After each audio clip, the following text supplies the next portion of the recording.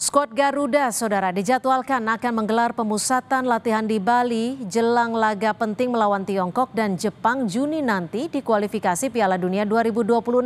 Apa saja yang harus difokuskan pada pemusatan latihan nanti? Kami membahasnya bersama analis sepak bola, sudah ada Bung Kusnaini. Selamat petang Bung Kusnaini, terima kasih sudah memberikan waktunya di Kompas Petang. Ini training camp akan digelar pada 26 Mei nanti, tak lama lagi. Apa sebenarnya yang harus diperhatikan dalam pemusatan latihan ini, Bung? Iya, ini kan pertandingan yang akan digelar bulan Juni ini terjadi ketika pemain sudah menyelesaikan kompetisi ya. Bahkan kalau Liga Belanda itu selesainya kompetisi tanggal 18 Mei. Sebagian pemain kita ini kan main di Belanda. Jadi antara bulan Mei, 18 Mei ke pertandingan berikutnya 5 Juni, itu jaraknya cukup jauh. Bagi pemain itu bukan persoalan mudah untuk menjaga kebugaran di akhir musim ketika tidak ada lagi pertandingan. Sementara di klub juga mereka sudah tidak ada lagi aktivitas karena kompetisi sudah berakhir. Iya. Karena itu memang sangat penting TC kali ini untuk memastikan pemain berada di level kebugaran yang cukup untuk bertanding di pertandingan internasional yang bagi Indonesia sangat menentukan. Bisa dibilang pertandingan lawan China ini adalah pertandingan hidup mati yang akan memastikan apakah kita bisa melanjutkan persaingan dalam memperebutkan tiket ke Piala Dunia atau tidak.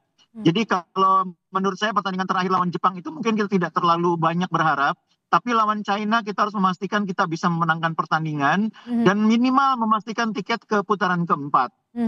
Nah, Bung, tapi gini, PSSI kan sampai saat ini belum dapat nih nama-nama yang akan dipanggil oleh Kluivert. Apakah ini nanti akan berdampak pada training camp nanti? Sebetulnya nama-nama itu sebagian besar akan sama dengan mereka yang sudah pernah dipanggil pada pertandingan sebelumnya ya. Karena pemain-pemain baru saya pikir sekarang ini praktis sudah sangat terbatas kesempatannya. Mungkin hanya ada 1-2 nama. Apalagi juga proses naturalisasi kan juga saat ini bisa dibilang sudah tidak lagi dilakukan. Mungkin nanti kalau bulan Oktober ya pertandingan di fase berikutnya mungkin baru akan ada lagi. Sekarang ini kan fokusnya ke pemain-pemain yang ada. Saya tidak yakin akan ada kejutan misalnya penambahan jumlah pemain baru yang jumlahnya cukup signifikan ya. Saya tidak yakin. Sebagian besar mungkin 90% yang akan dipanggil adalah nama yang juga sudah dipanggil di TC sebelumnya ketika menghadapi kualifikasi sebelumnya. Jadi tidak akan menjadi persoalan besar bagi pelatih karena materi pemainnya sebagian besar akan sama. Lalu ketika nama-nama ini akan tidak jauh banyak berubah, bagaimana dengan komposisi pemainnya, peran dari para pemainnya ini? Iya, sebagian besar pemain yang saat ini sudah biasa bergabung adalah pemain yang sudah rata-rata mendapat kesempatan bermain rutin ya. Meskipun mungkin sebagian adalah pemain pelapis, tapi sebagian besar adalah pemain yang selama ini rutin mendapat kepercayaan dari pelatih. Mungkin yang baru hanya penjaga gawang Audero nanti yang mungkin akan menjalani debutnya di pertandingan lawan China. Selebihnya adalah pemain yang sebagian besar sama dengan ketika mereka tampil terakhir kali termasuk pertandingan home ketika melawan Bahrain.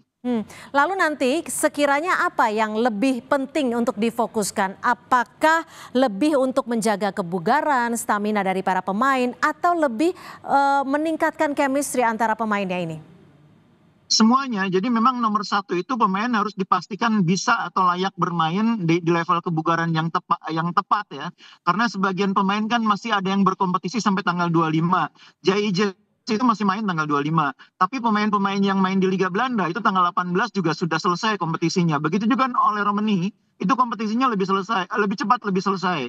Dan itu akan membutuhkan pendekatan khusus dari sisi fit supaya siap untuk bermain tanggal 5 dan 10 Juni. Makanya memang TC ini sangat penting nomor satu untuk memastikan kebugarannya cukup ya untuk bermain di pertandingan internasional. Tapi yang juga tidak kalah penting untuk memperkuat chemistry, untuk memperkuat kerjasama tim. Karena masih ada beberapa pemain yang relatif masih sangat baru di tim nasional. Seperti Joy Pulpesi itu kan baru sekali memainkan pertandingan bersama tim nasional. Semakin sering bermain, semakin sering berlatih bersama akan semakin baik.